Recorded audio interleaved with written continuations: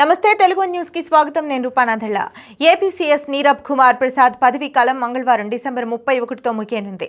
దీంతో ఆయన స్థానంలో తదుపరి సీఎస్ ఎవరన్న దానిపై సర్వత్రా ఆసక్తి నెలకొంది. ఇక నీరబ్ కుమార్ ప్రసాద్ పదవీ కాలాన్ని మరోసారి పొడిగిస్తారా అన్న చర్చ జరిగినప్పటికీ ఆ అవకాశం లేకుండా పోయింది. ఈ నేపథ్యంలోనే తదుపరి సీఎస్ గా చంద్రబాబు ఎవరిని ఎంపిక చేస్తారన్న దానిపై సర్వత్రా ఆసక్తి ఉత్కంఠ నెలకొన్నాయి.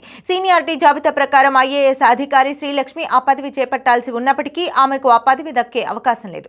జగన్ హయాంలో ఆ పార్టీ కార్యకర్తగా ఆమె తన హోదాను పదవిని దుర్వినియోగం చేశారన్న ఆరోపణలున్నాయి.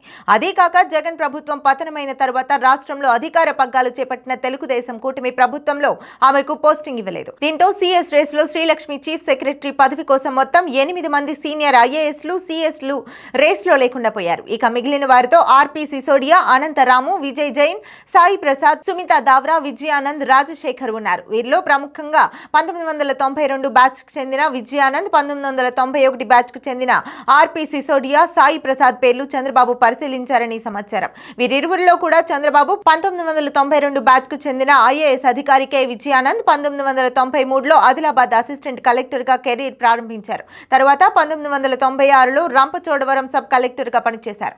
అనంతరం 1996 నుండి గ్రామీణాభివృద్ధి శాఖ ప్రాజెక్ట్ డైరెక్టర్ గా, తర్వాత రంగారెడ్డి జిల్లా జాయింట్ కలెక్టర్ గా, శ్రీకాకుళం, నల్గొండ జిల్లాల కలెక్టర్ గా పనిచేశారు.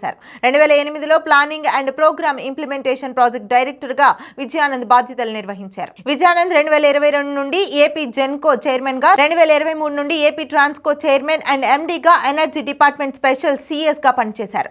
దీంతో పాటు ఎనర్జీ డిపార్ట్మెంట్ సెక్రటరీగా APPCC, AP SPCL, ఎన్ఆర్ఈడి CAP, ఏపీఎస్ఈసీఎం chairman గా బాధ్యతలు నిర్వహించారు. దక్షిణ ప్రాంతీయ పవర్ కమిటీ చైర్మన్ గా 2023-24 వ్యవహరించారు. కీలక సమయంలో విద్యుత్ సంక్షోభాలను పరిష్కరించడంలో విజయానంద్ కీలక పాత్ర పోషించారు.